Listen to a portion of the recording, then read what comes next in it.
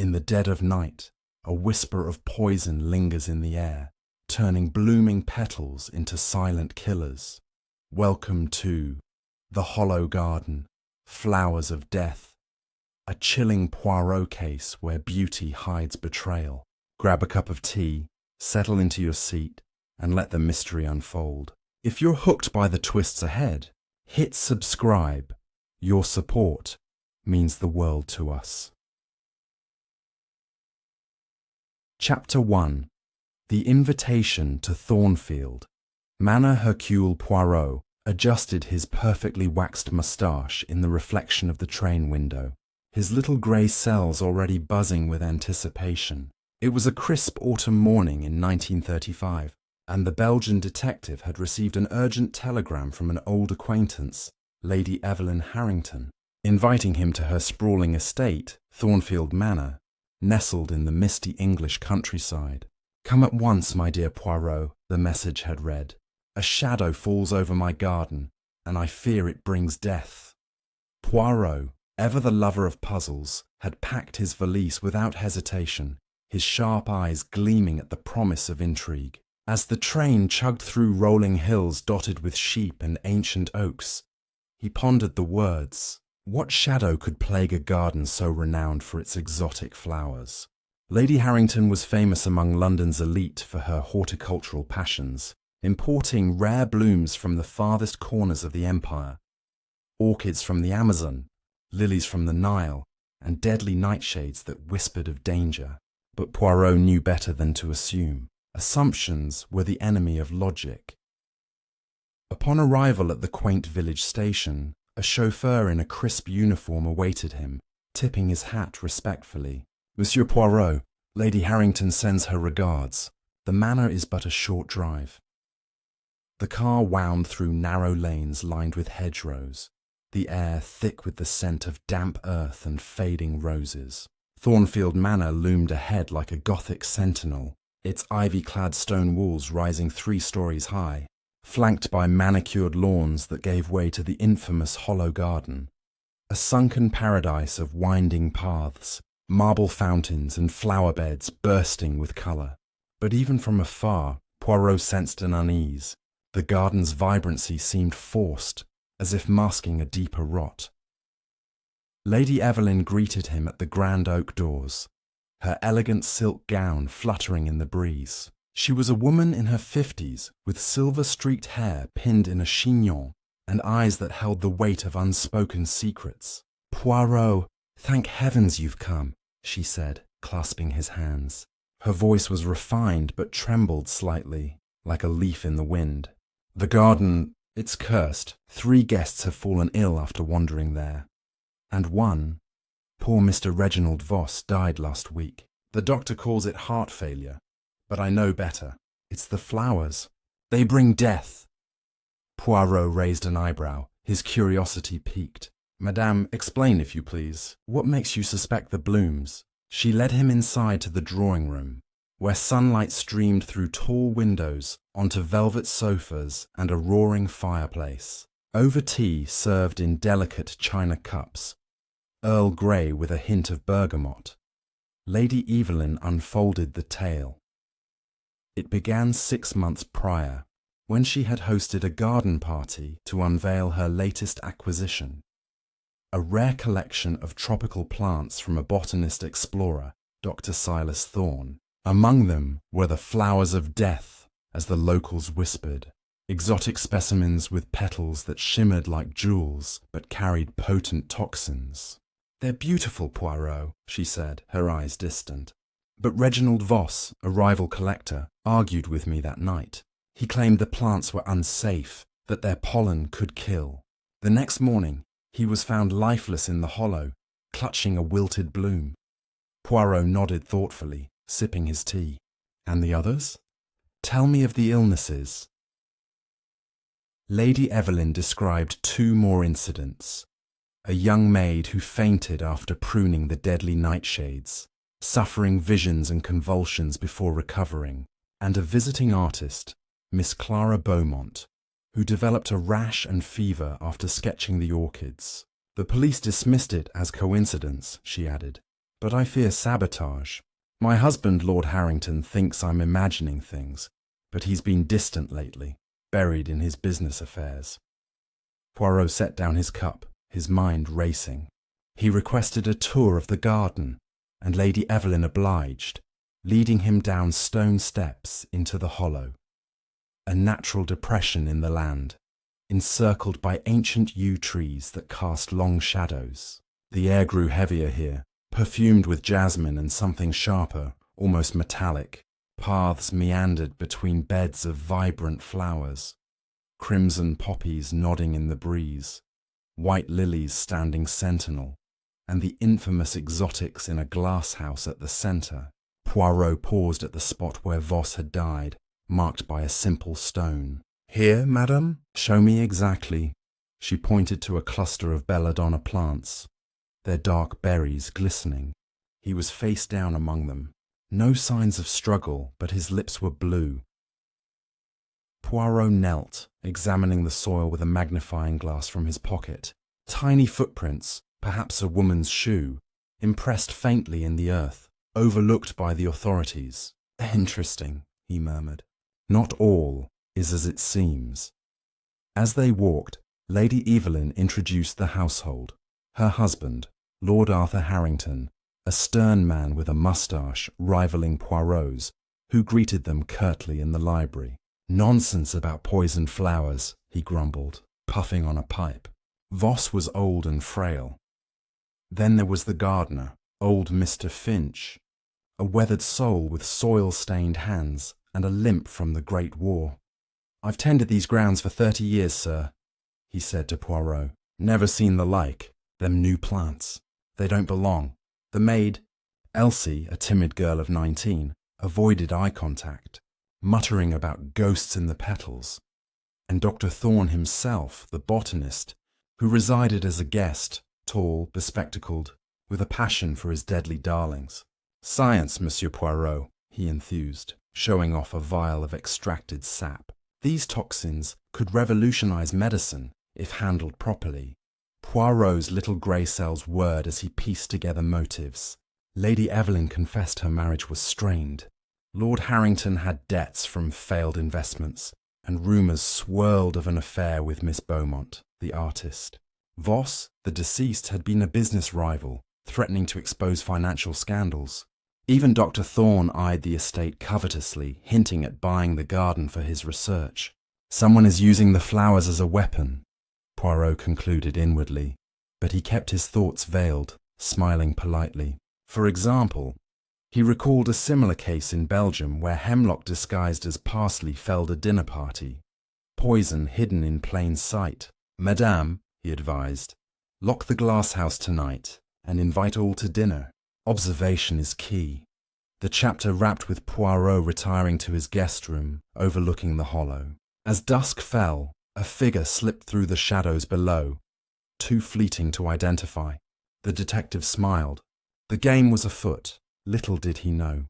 The next dawn would bring another victim, drawing him deeper into the web of deceit. Chapter 2. The Scream at Dawn. The first light of dawn crept through the heavy curtains of Poirot's guest room, painting the walls in shades of gold and amber. He was already awake, his mind sharp despite the restless night spent cataloguing suspects and motives. The hollow garden lay quiet below, its beauty undisturbed in the early mist. Yet something felt amiss. As he adjusted his tie and polished his shoes, a piercing scream shattered the silence, echoing from the direction of the glass house. Poirot's heart quickened, his instincts flaring. He grabbed his cane and hurried downstairs, his polished shoes clicking on the oak floors of Thornfield Manor. Outside, the air was damp, carrying the scent of dew-soaked earth. A small crowd had gathered near the glass house, its panes glinting like fractured mirrors in the sunrise. Lady Evelyn stood pale and trembling, her shawl clutched tightly around her shoulders. Beside her, the gardener, Mr. Finch, leaned heavily on his rake, his weathered face etched with shock. Elsie, the maid, was sobbing into her apron, while Dr. Silas Thorne knelt beside a crumpled figure on the grass. Poirot's keen eyes took in the scene. Miss Clara Beaumont, the artist, lay motionless, her sketchbook open beside her, its pages fluttering in the breeze. Her lips were tinged blue, her hands clutching a single crimson petal. "Mon Dieu," Poirot murmured, stepping forward. "What has happened here?" Dr. Thorne looked up, his spectacles slipping down his nose. "I found her just now, Monsieur Poirot. She was sketching late last night, said she wanted to capture the flowers by moonlight. I warned her to stay away from the exotics, but—" His voice trailed off, his hands shaking as he gestured to the glass-house door, slightly ajar. Poirot knelt beside the body, careful not to disturb the scene. Clara's eyes were wide, frozen in a look of terror, and her fingers gripped the petal so tightly it had torn. He noted a faint powdery residue on her sleeve. Pollen, perhaps. The detective's gaze shifted to the sketchbook, where a half-finished drawing depicted a cluster of orchids, their petals unnaturally vibrant, almost glowing. "Curieux," he whispered, slipping the sketchbook into his pocket for later study. Lady Evelyn wrung her hands. "It's happening again, Poirot. The garden claims another life. First Reginald, now Clara. What kind of curse is this?" Her voice cracked, drawing the attention of Lord Harrington, who emerged from the manor in a dressing gown, his face flushed with irritation. "Enough of this hysteria, Evelyn," he snapped, though his eyes darted nervously to the glass house. The woman probably had a weak constitution. Artists are fragile sorts. Poirot tilted his head, noting the lord's dismissive tone. "Monsieur, a second death in so short a time is no coincidence. We must investigate with precision." Poirot turned to the glass house, its interior a jungle of vibrant blooms and twisting vines. He stepped inside, the air thick with humidity and the cloying sweetness of flowers. Rows of exotic plants lined the shelves, their labels written in Dr. Thorne's meticulous hand: Datura stramonium, Aconitum napellus, Nerium oleander. Each was a poison in petal form capable of stopping a heart or clouding a mind.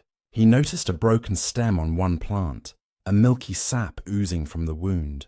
"This was recent," he said to Dr. Thorne, who had followed him inside. The botanist nodded grimly. "Someone's been careless or deliberate." Poirot's eyes narrowed. "Or perhaps someone wished to make it appear so." Back outside, he questioned the household.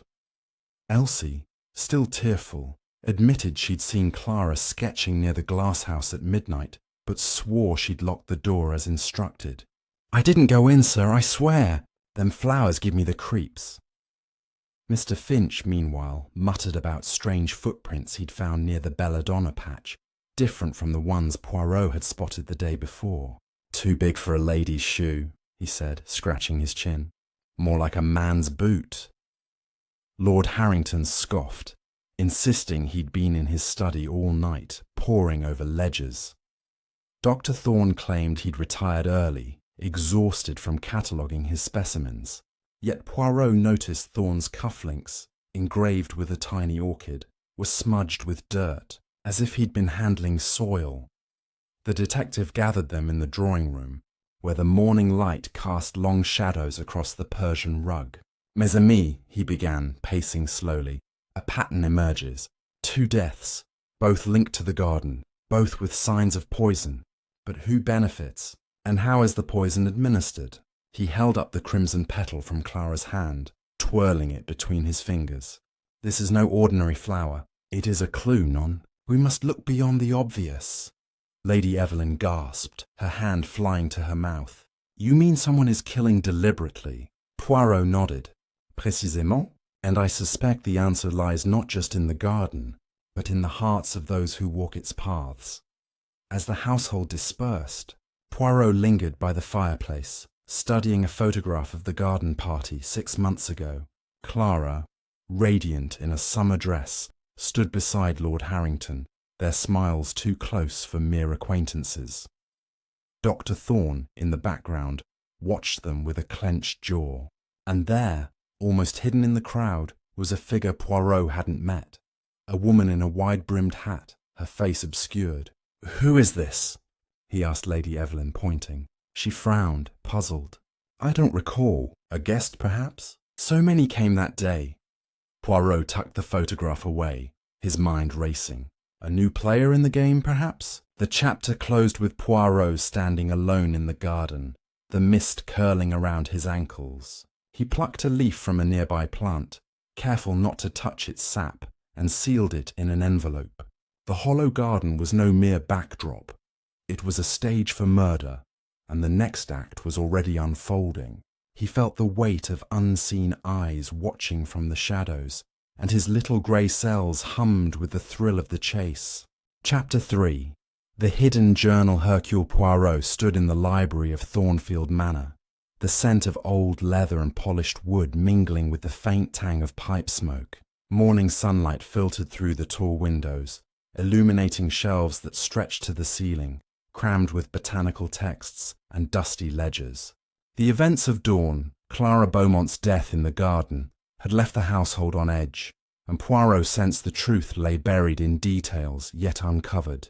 His fingers traced the spine of a book on tropical flora, but his mind was elsewhere, replaying the image of the crimson petal and the mysterious woman in the photograph. There was a thread to pull, and he would find it. He had requested access to Clara's belongings, hoping her artist's eye had captured more than mere sketches. Lady Evelyn, still shaken, led him to the guest room where Clara had stayed, a small chamber overlooking the hollow garden, its walls adorned with watercolours of flowers and landscapes. On the desk lay a leather-bound journal, its pages worn from frequent use. She was always writing or drawing, Lady Evelyn said softly, hovering by the door. Perhaps there's something here to help. Poirot nodded, dismissing her politely. Merci, madame. I shall examine it alone, if you please. As the door clicked shut, he opened the journal, its pages filled with elegant handwriting and delicate sketches of the manor's blooms. The entries began innocently, describing the garden's beauty and Clara's fascination with its exotic plants. But as Poirot turned the pages, the tone shifted. An entry dated a week ago caught his eye. The orchids are mesmerizing, but there's something sinister about them. Dr. Thorne watches me too closely when I sketch, as if guarding a secret. And Arthur, why does he linger near the glass house at night? Poirot's moustache twitched. Arthur, Lord Harrington, no doubt. The journal hinted at late-night meetings, whispered arguments overheard near the yew trees, and a strange bitterness in the air, like burnt herbs. One passage stood out. I saw her again, the woman in the hat. She moves like a ghost, always near the belladonna. Does Evelyn know? Poirot's pulse quickened. The woman from the photograph was no fleeting guest. He slipped the journal into his coat, intending to study it further, and moved to the window. Below, the garden sprawled in deceptive tranquility, its paths winding like a labyrinth. A flash of movement caught his eye. Mr. Finch, the gardener, was digging near the glasshouse, his movements furtive. Poirot descended the stairs and stepped into the cool morning air, approaching silently. "Bonjour, Monsieur Finch," he called, startling the old man. The gardener dropped his spade, revealing a small metal tin half buried in the soil. "Just tending the roses," Finch stammered, his eyes darting. Poirot knelt, retrieving the tin. Inside was a vial of clear liquid, unlabelled, and a folded note in unfamiliar handwriting. "Use sparingly. 1 drop is enough." He fixed Finch with a piercing gaze. "For the roses, you say, or for something more fatal?" Finch's face paled, his gnarled hands trembling. "I found it, sir, I swear, near the belladonna after Mr. Voss died. Didn't know what to do with it, so I hid it." Poirot pocketed the vial, his mind racing. The note's script was precise, almost scholarly. Dr. Thorne's, perhaps, or another's. He dismissed Finch with a warning to speak of this to no one and returned to the manor where the household was gathering for lunch. The dining room was tense, the clink of silverware sharp against the silence. Lord Harrington sat at the head, his jaw tight, while Dr. Thorne pushed his food around his plate, avoiding eye contact. Elsie served soup with trembling hands, and Lady Evelyn stared blankly at her napkin. Poirot seized the moment to probe. "Monsieur Thorne," he began, his tone light but probing. "Your plants are remarkable, but their dangers are well documented, no? Have you ever misplaced a vial of their essence?" Thorn's fork paused mid-air. "I keep my laboratory secure, Monsieur Poirot. My work is precise." Lord Harrington snorted. "Precise enough to kill, it seems." The accusation hung heavy, and Thorn's cheeks flushed. "I study life, not death," he retorted. Poirot noted the exchange, his eyes drifting to Elsie, who spilled a drop of soup as she passed. Her nervousness was palpable, fear or guilt. After lunch, Poirot cornered Elsie in the hallway. "Mademoiselle, you locked the glasshouse last night, oui? Yet it was open at dawn." She bit her lip, tears welling. "I did lock it, sir, but I heard noises later, like footsteps. I was too scared to check." Poirot pressed gently. "And this woman in the hat, have you seen her?" Elsie nodded, whispering. "Once, near the fountain, late at night. She wore a veil, like she didn't want to be seen." Poirot thanked her, his mind weaving connections. A veiled woman, a hidden vial, and a journal hinting at secrets. Someone was orchestrating death with a florist's precision. As evening approached, Poirot returned to the garden, the vial and journal heavy in his pocket. He stood by the fountain, its marble cherubs glistening under the setting sun. A rustle in the bushes made him turn, but no one emerged. The air grew colder, the garden's beauty now a mask for menace. He knew the next clue would surface soon, but at what cost? The hollow garden was closing in, its secrets blooming like the flowers themselves, ready to ensnare the unwary. Chapter 4. The Midnight Rendezvous. The moon hung low over Thornfield Manor, casting a silver glow across the hollow garden. Hercule Poirot stood by his window, the night air cool against his face as he watched the shadows shift below. The vial and Clara's journal, now safely tucked in a locked drawer, weighed heavily on his mind. The note's cryptic warning, "One drop is enough," suggested a calculated mind, and the mysterious woman in the hat was a phantom he needed to unmask. His little grey cells churned, sensing the garden was not just a crime scene, but a stage for secrets yet to be revealed. Tonight, he resolved to catch the elusive figure Elsie had described. Slipping into a dark overcoat, Poirot descended the manor's creaking staircase, his cane tapping softly. The household was asleep, or so it seemed. He moved silently through the back door, the garden's paths illuminated by moonlight. The fountain gurgled softly, its sound masking his footsteps as he positioned himself behind a yew tree, its branches offering cover. He waited, his breath steady, eyes scanning the glasshouse and the winding trails. The garden felt alive, its flowers swaying as if whispering to one another. Then a faint crunch of gravel broke the silence. A figure emerged from the shadows near the belladonna patch. A woman, her silhouette framed by a wide-brimmed hat, a veil obscuring her face. She moved with purpose, pausing by the glasshouse door, her gloved hand testing the lock. Poirot stepped forward, his voice low but firm. "Bonsoir, mademoiselle. A late hour for admiring flowers, no?" The woman froze, her head snapping toward him. For a moment, he thought she might flee, but she stood her ground, her voice muffled by the veil. "You're the detective, aren't you? Meddling where you're not wanted." Her accent was English, refined, but with a tremor of defiance. Poirot tilted his head, undeterred. "And you, mademoiselle, are no stranger to this garden. Why do you hide your face?" She laughed, a sharp, brittle sound. "Some truths are better left in the dark." Before he could press further, she slipped into the shadows, vanishing down a path toward the manor's rear gate. Poirot gave chase, but the garden's maze-like trail slowed him, and by the time he reached the gate, it was ajar, swaying in the breeze. She was gone. He cursed softly under his breath. Not a habit for the fastidious detective, but the night's mystery demanded it. Returning to the glass house, he examined the door. The lock was intact, but a faint scratch mark suggested someone had tampered with it recently. Inside, he found a single glove, black silk, dropped in haste near a pot of datura plants. He pocketed it, its faint scent of lavender lingering.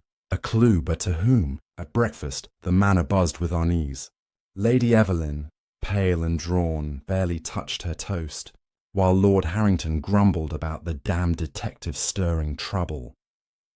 Dr. Thorne was absent, claiming a headache, but Poirot noted his empty chair with interest. Elsie served tea with unsteady hands, avoiding Poirot's gaze.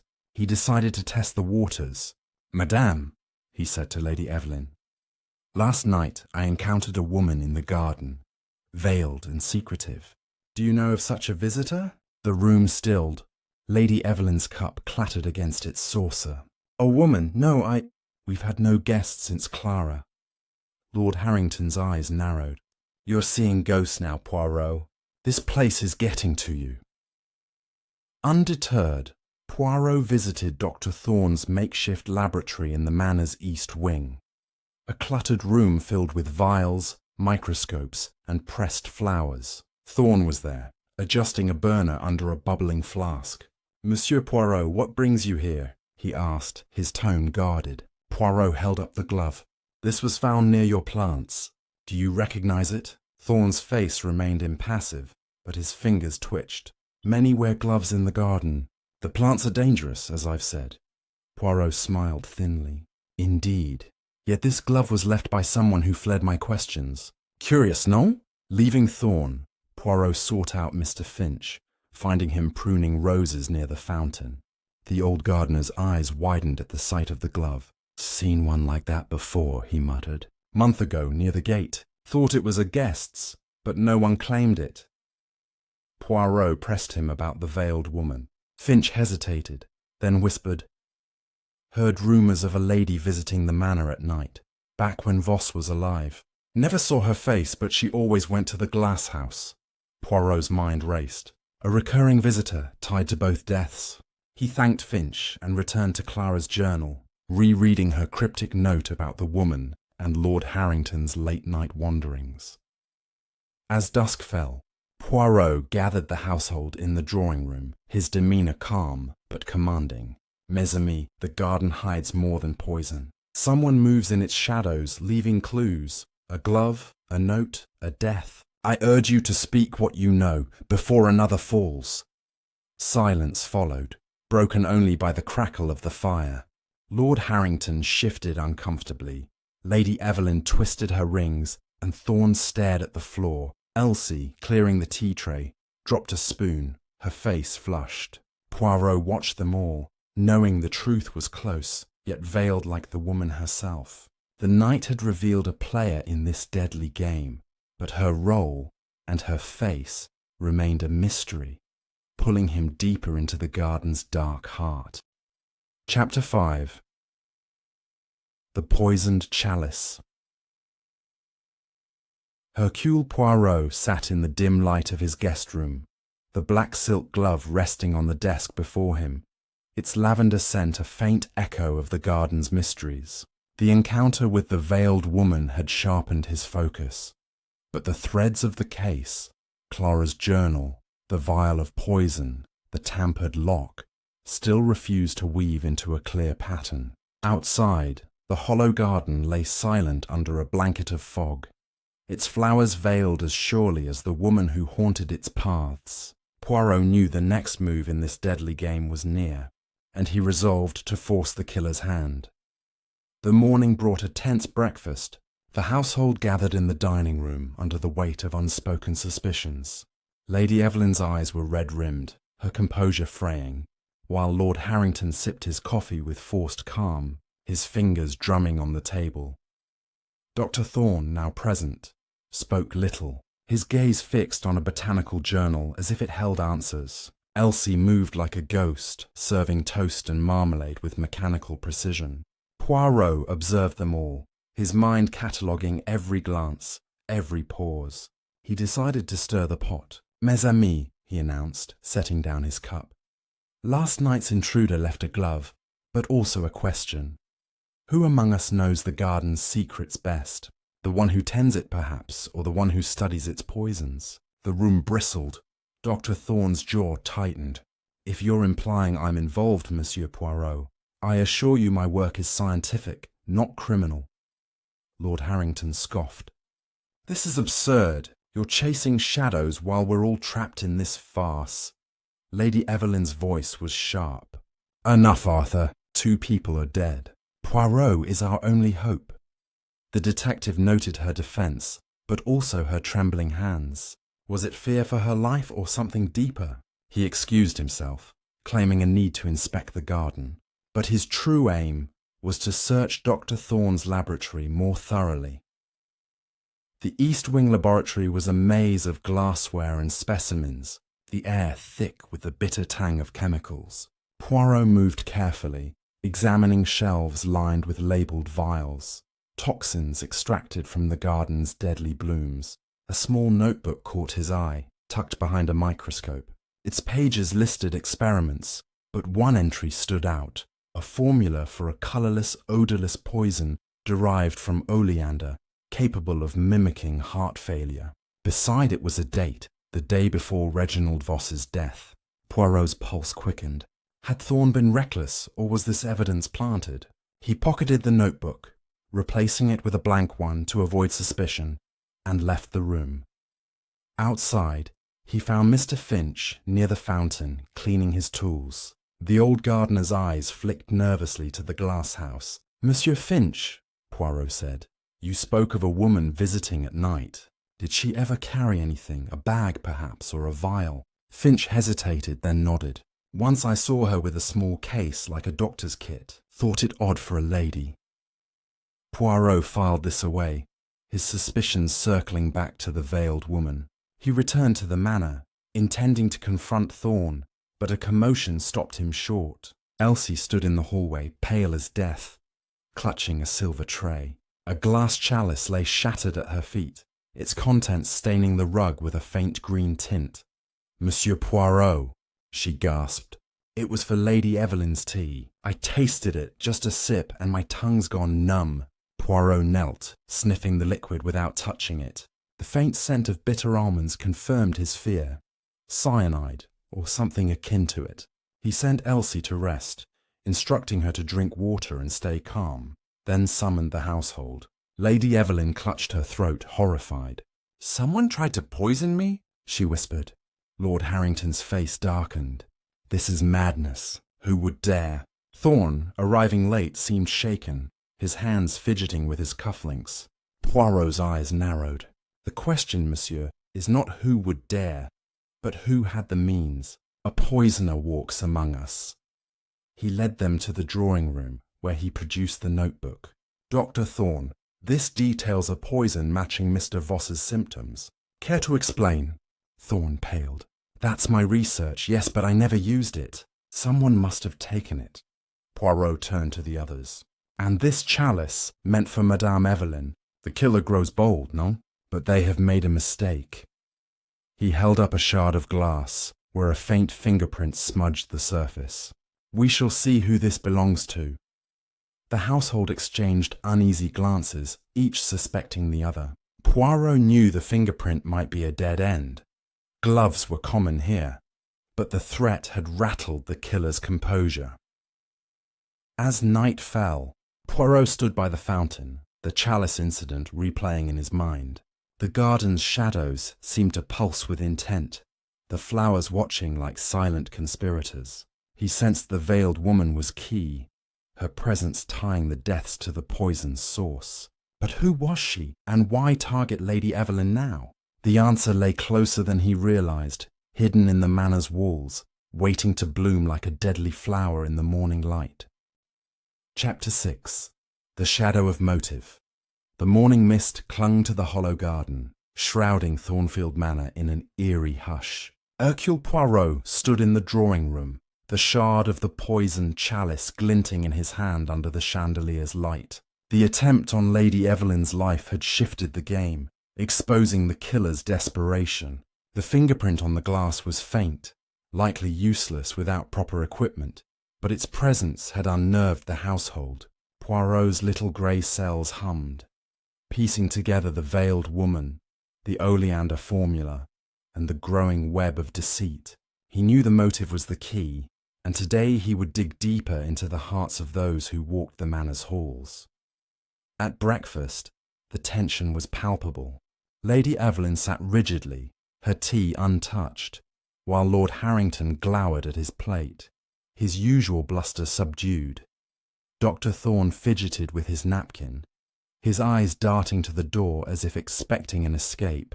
Elsie, recovered from her brush with poison, served with a pale face, her movements slow and cautious. Poirot broke the silence, his voice calm but piercing. Mes amis, yesterday's poison was no accident. Someone in this house knows more than they say. I ask you to consider, who gains from death in the garden? Lord Harrington slammed his fist on the table.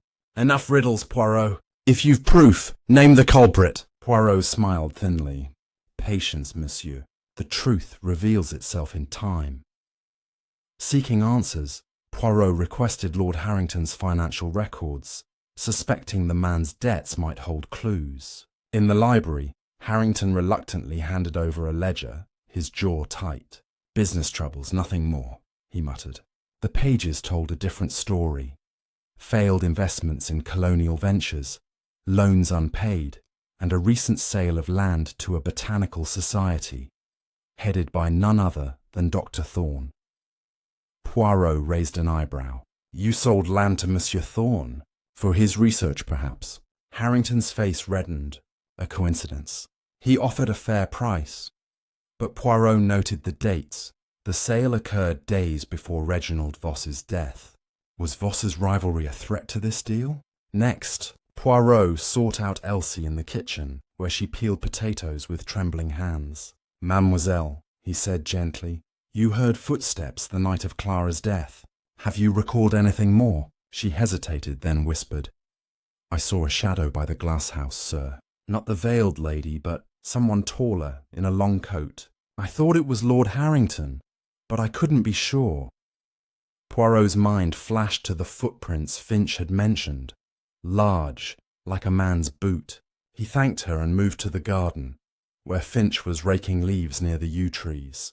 Monsieur Finch, these footprints you found, where exactly?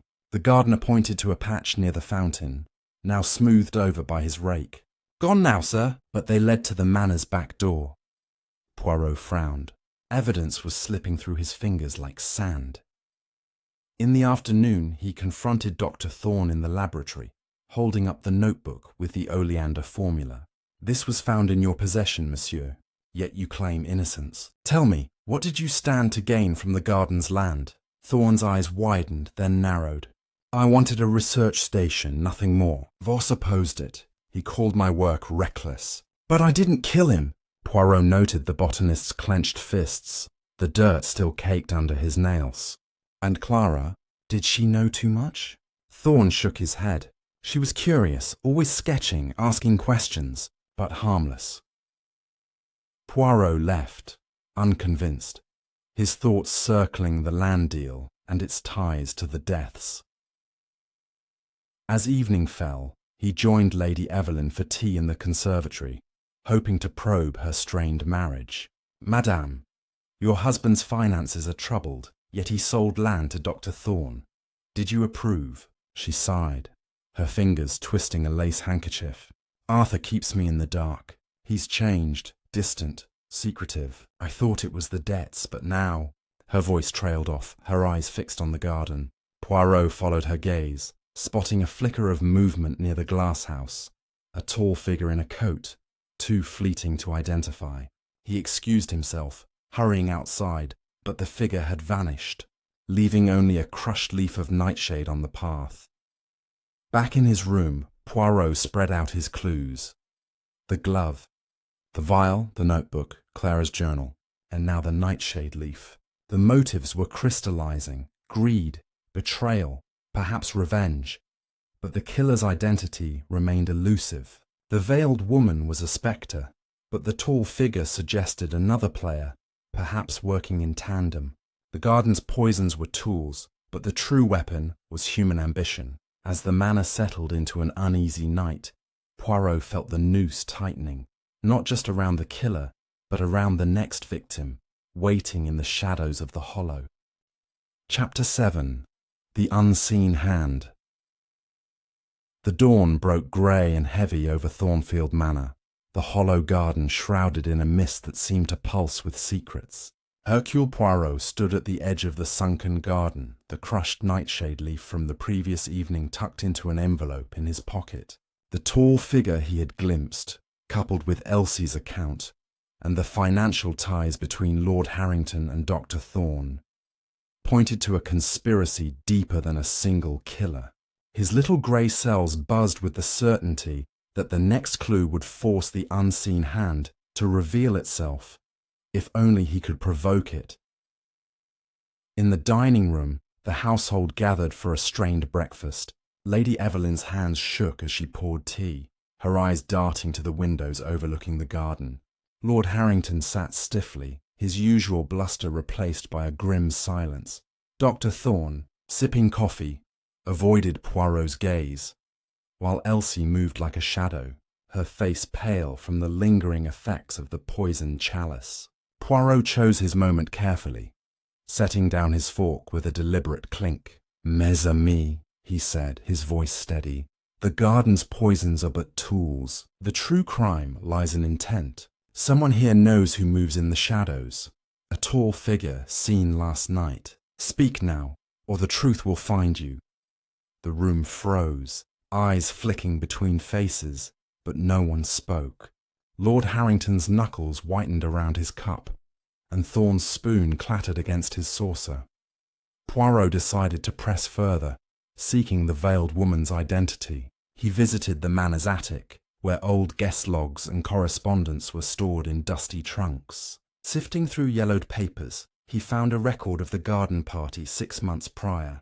Among the names was one that stood out: Miss Beatrice Langley, a botanist and former colleague of Dr. Thorne, noted for her expertise in toxic plants. The log described her as reserved, often seen in a wide hat. Poirot's pulse quickened. Could Beatrice be the veiled woman? He found no photograph, but a letter in the same trunk, addressed to Lady Evelyn, hinted at tension. "Evelyn, beware Thorne's ambitions. His plants are not all he cultivates." It was signed simply B. Poirot tucked the letter away, his suspicions growing. Returning to the garden, he sought out Mr. Finch, who was tending a bed of lilies near the fountain. "Monsieur Finch," Poirot said, "you mentioned a woman with a case like a doctor's kit. Did she ever speak of a Miss Beatrice Langley?" Finch's eyes widened, then narrowed. "Heard the name, sir. Dr. Thorne mentioned her once. Said she was jealous of his work. Left the Botanical Society in a huff. Never saw her myself, but..." He hesitated, pointing to a patch of disturbed soil near the glasshouse. "Found this morning. Looks like someone buried something." Poirot knelt, uncovering a small leather pouch containing dried datura seeds, potent enough to kill with a single dose. The pouch bore the initials BL, etched faintly on its clasp. Armed with this discovery, Poirot confronted Dr. Thorne in the laboratory, holding up the pouch. "Monsieur, you know a Beatrice Langley, oui? Her initials mark this. Found near your glasshouse. Explain." Thorne's face drained of colour. "Beatrice, she was a rival, nothing more. Left England years ago after a dispute over my research. If she's here, she's acting alone." His voice wavered, betraying fear. Poirot pressed. "And this pouch? Its contents could kill. Did she steal from you, or do you work together?" Thorne shook his head vehemently. "I swear I've not seen her!" "Someone's framing me." Poirot left, unconvinced, the pouch joining his growing collection of clues. At dinner, the atmosphere was suffocating. Lady Evelyn barely spoke, her eyes fixed on her husband, who avoided her gaze. Poirot noticed a new detail. Lord Harrington's cufflinks engraved with a tiny lily were identical to one found in Clara's room, tucked in her jewellery box. He recalled Clara's journal hinting at intimacy with Harrington. Was this a lover's token, or a careless mistake? He addressed the table. "A name has surfaced. Beatrice Langley, a botanist with a grudge. Does anyone know her?" Lady Evelyn gasped softly, but Lord Harrington spoke first, his voice sharp. Never heard of her. You're grasping at straws, Poirot. Yet his fingers twitched, betraying unease. As night fell, Poirot patrolled the garden, his cane tapping softly on the stone paths. The fog thickened, muffling sound, but a faint rustle near the yew trees drew his attention. He moved closer, his breath catching as he spotted a figure. Not the veiled woman, but a man, tall and cloaked, slipping into the glasshouse. Poirot followed, but the door was locked, and by the time he circled around, the figure was gone. A single lily petal lay on the threshold, its edges curling as if scorched. The unseen hand was moving, and Poirot knew the next strike was imminent, hidden in the garden's deadly embrace. Chapter 8. The Garden's Confession. The night air hung thick with the scent of damp earth and blooming nightshade. The hollow garden cloaked in a fog that seemed to breathe with the manor's secrets. Hercule Poirot stood motionless near the glasshouse, the lily petal he had found moments ago clutched in his gloved hand. Its scorched edge hinted at more than carelessness, perhaps a chemical burn, a trace of the poisoner's craft. The tall, cloaked figure he had glimpsed slipping into the shadows was another piece of the puzzle, but the garden itself seemed to mock him, its flowers swaying as if guarding the truth. His little grey cells thrummed with urgency. Beatrice Langley's name and the pouch of datura seeds had tightened the net, but the killer's identity and their next move remained just out of reach. As dawn broke, Poirot returned to the manor, his mind racing through the clues. The veiled woman, the oleander formula, the lily cufflink, and now the mysterious man in the cloak.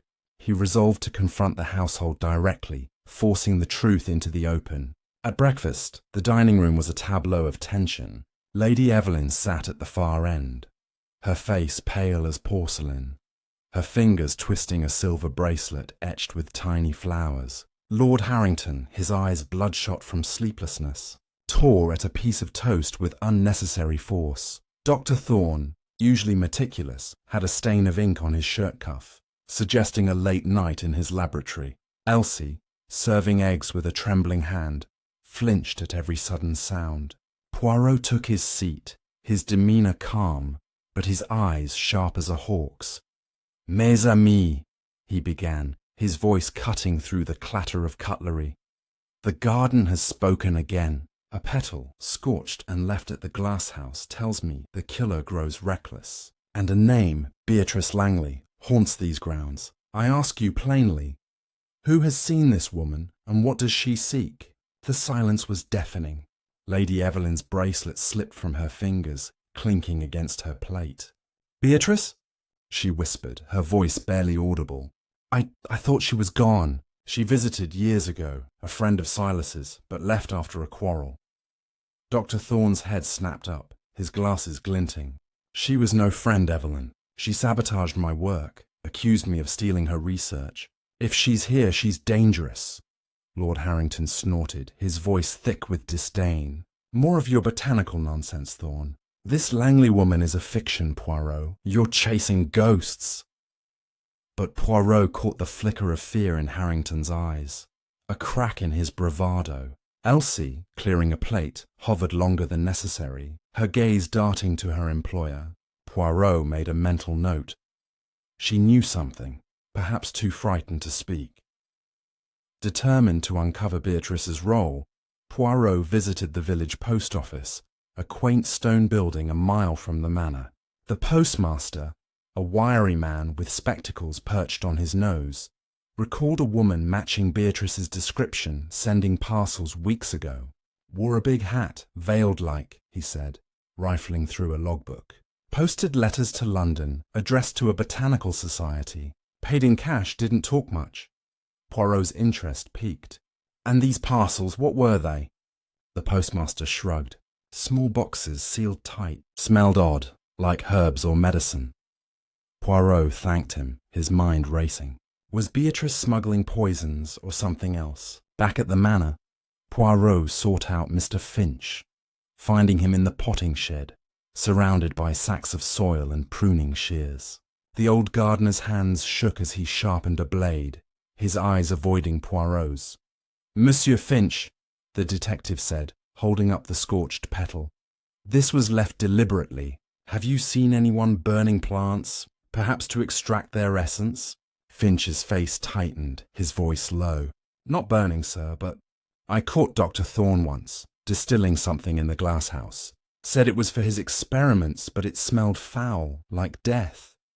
Poirot pressed further. "And the cloaked man? Did you see him last night?" Finch hesitated, then nodded. "Thought it was his lordship, sneaking about. He's been out there before, late, near the fountain. Never said why." Poirot's moustache twitched. Harrington's nighttime wanderings, hinted at in Clara's journal, were no coincidence. In the afternoon, Poirot returned to Clara's room, re-examining her jewellery box. The lily cufflink, identical to Lord Harrington's, was engraved with a tiny A. Arthur, perhaps. He recalled Clara's sketches, particularly one of the fountain with a shadowy figure in the background. The figure's coat matched the silhouette he had seen last night. Was Harrington meeting someone in secret, or covering his tracks? Poirot then inspected the glass house, finding a hidden corner where a burner and vials were tucked behind a crate. One vial, half empty, bore a label in Thorne's handwriting. Datura distillate. The scorched petal's origin was clear, chemical extraction, poorly concealed. At dinner, Poirot orchestrated a confrontation. He placed the cufflink, the petal, and the datura pouch on the table, each item a silent accusation. "The garden confesses," he said, his voice steady. "These belong to the killer's hand, but whose? Lord Harrington, this cufflink matches yours. Dr. Thorne, this distillate is yours. And Beatrice Langley's shadow looms over all. Speak, or the next poison may find you." Lady Evelyn gasped, her hand flying to her mouth. Harrington's face turned ashen. "That's not mine. I lost one months ago," Thorne stammered. "The distillate was stolen. I reported it missing." Elsie, serving wine, froze, her eyes wide with terror. Poirot's gaze lingered on her. "Mademoiselle, you know more than you say. The truth now." Elsie burst into tears. "It wasn't me, sir." "I saw her, Miss Langley, in the garden, weeks ago. She gave me a letter for his lordship, said to keep quiet.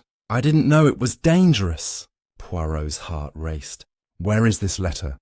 Elsie sobbed. "I burned it, sir. It mentioned money, and the garden." Harrington stood, his chair scraping. "This is outrageous." "I've done nothing." But Poirot saw the sweat on his brow. The net was tightening, but the cloaked man and Beatrice remained elusive, their motives tangled in greed and betrayal. As the household dispersed, Poirot stood by the fountain, the garden's whispers growing louder. The final act was near, and the killer's hand would soon be forced into the light. Chapter 9. The trap is set. The air in Thornfield Manor crackled with tension as the late afternoon sun cast long shadows across the hollow garden. Hercule Poirot stood in the library, surrounded by towering bookshelves, his fingers brushing the spine of a volume on poisonous plants. Elsie's tearful confession at dinner had confirmed Beatrice Langley's presence, and the burned letter hinted at a financial scheme tied to Lord Harrington. The scorched petal, the datura distillate, and the lily cufflink pointed to a conspiracy, but the cloaked man's identity and Beatrice's motives remained elusive. Poirot's little grey cells churned, sensing the killer was cornered. Tonight, he would set a trap to force the truth into the open. He began the day by gathering the household in the drawing room, his demeanour calm, but commanding. Lady Evelyn sat on a velvet sofa, her face drawn, clutching a handkerchief embroidered with roses. Lord Harrington stood by the fireplace, his posture rigid, eyes avoiding Poirot's gaze.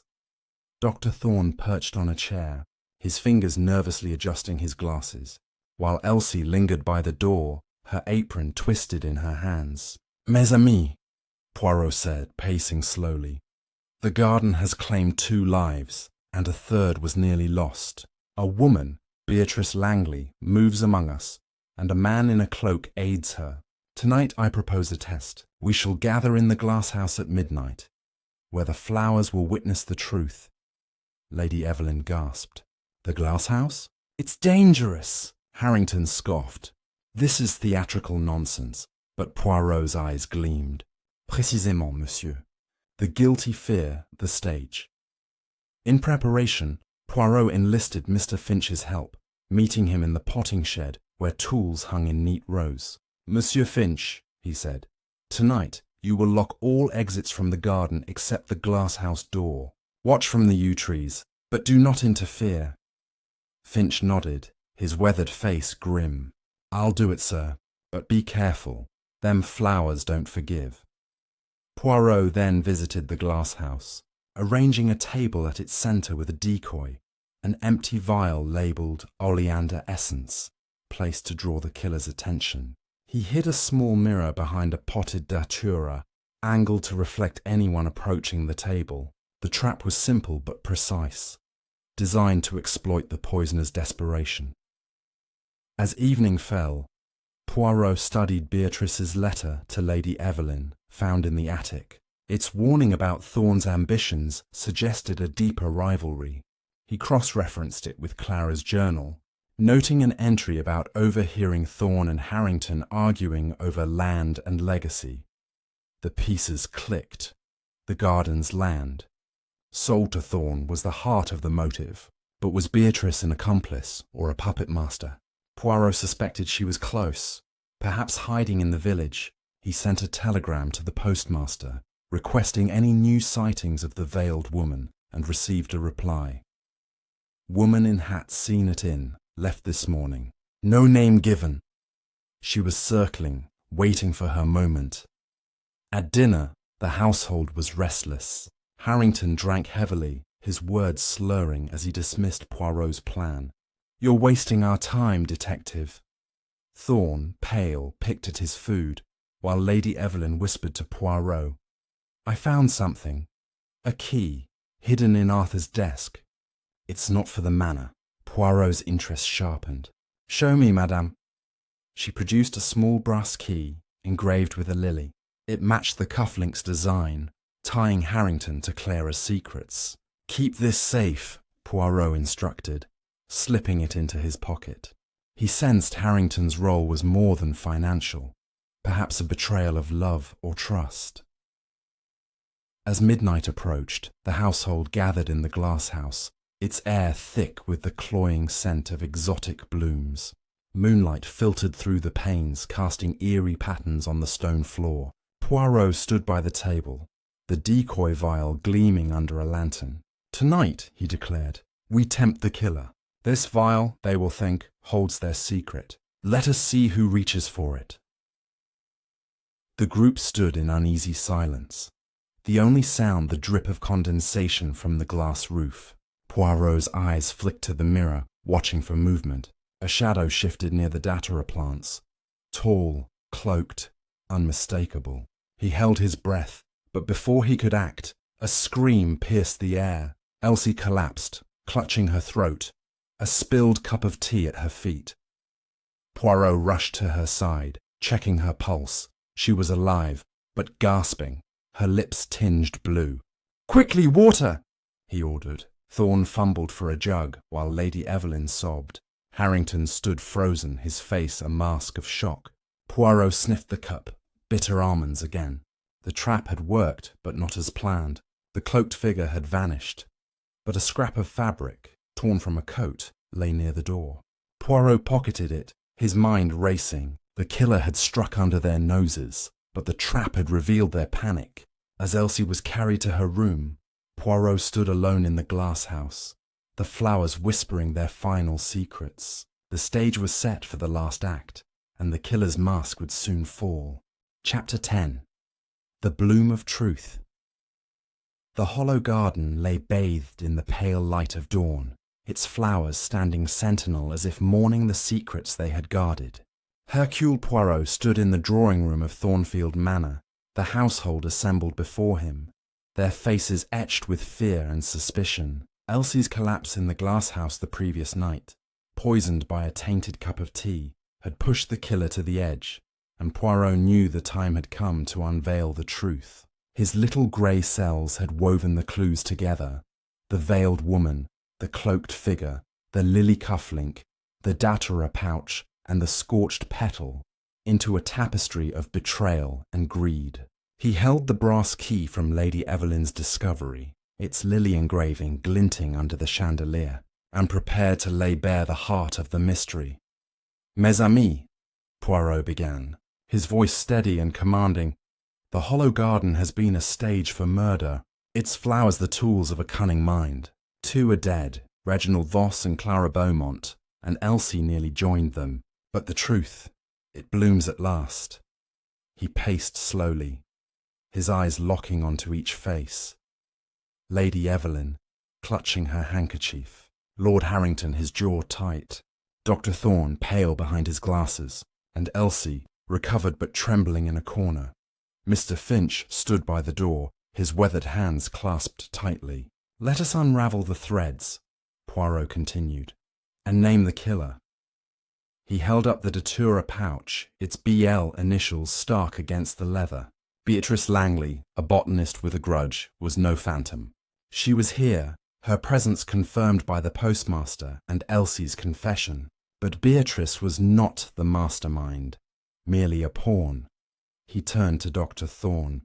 "Monsieur, your oleander formula and datura distillate were the weapons, stolen not by Beatrice, but by another. Your ambition for the garden's land blinded you to the theft." Thorne stammered. "I told you my work was taken." Poirot nodded. "Oui, but you suspected who, yet said nothing." Next, he produced the lily cufflink and the brass key. "These belong to you, Lord Harrington. The cufflink, found in Clara's room, speaks of your affair with her. The key, hidden in your desk, opens a safe in the library. A safe containing documents proving you sold land to Thorne to cover your debts, but only after Voss threatened to expose your financial ruin. You silenced him, non?" Harrington's face flushed crimson. "Lies! I loved Clara, yes, but I didn't kill her." Poirot raised a hand. "Patience, monsieur. You are guilty, but not of murder." He turned to Lady Evelyn, whose eyes widened. "Madame, you knew of your husband's infidelity and his debts. The garden, your pride, was at risk. You found Beatrice's letter warning of Thorne's ambitions, and you saw an opportunity. You hired Beatrice, a disgraced botanist eager for revenge, to procure poisons from Thorne's laboratory. You poisoned Voss, using his rivalry with Thorne as a cover, and Clara, who threatened to reveal your husband's secrets. Last night, you poisoned Elsie's tea, fearing she knew too much from delivering Beatrice's letters."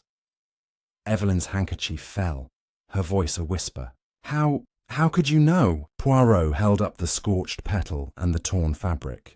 "The cloaked figure was no man. It was you, madame, disguised in your husband's coat to mislead me. The petal, burned by your clumsy attempt to destroy evidence, and the fabric, torn in your haste, betray you. The safe's documents, which I examined this morning, show payments to Beatrice Langley, signed by you." He stepped closer, his voice softening. "You loved the garden, but it became your obsession. To protect it, you killed, using its flowers as your weapon." Lady Evelyn collapsed into a chair, sobbing. "I couldn't lose it. The garden was all I had left. Arthur's debts, his betrayal with Clara. It was too much. Beatrice helped me, but I acted alone." Harrington lunged toward her, but Finch restrained him. Thorne sank into his chair, muttering, "I should have seen it." Elsie wept quietly, her fear replaced by relief. Poirot continued, "Beatrice fled, but she will be found. The police have been informed, thanks to my telegram to the village." He turned to the group. "The garden's beauty hid a darkness, but the truth, it always blooms." As Lady Evelyn was led away by the arriving constables, Poirot stood by the fountain, the garden now quiet, its menace dispelled. The flowers, once deadly, seemed to bow in surrender. He adjusted his hat, his work done, and whispered, "Adieu, Hollow Garden. Your secrets are no more." To you, dear viewers, If this tale of mystery has gripped you, take a moment to like and subscribe. Your support means the world to us. The game is over, but new stories await.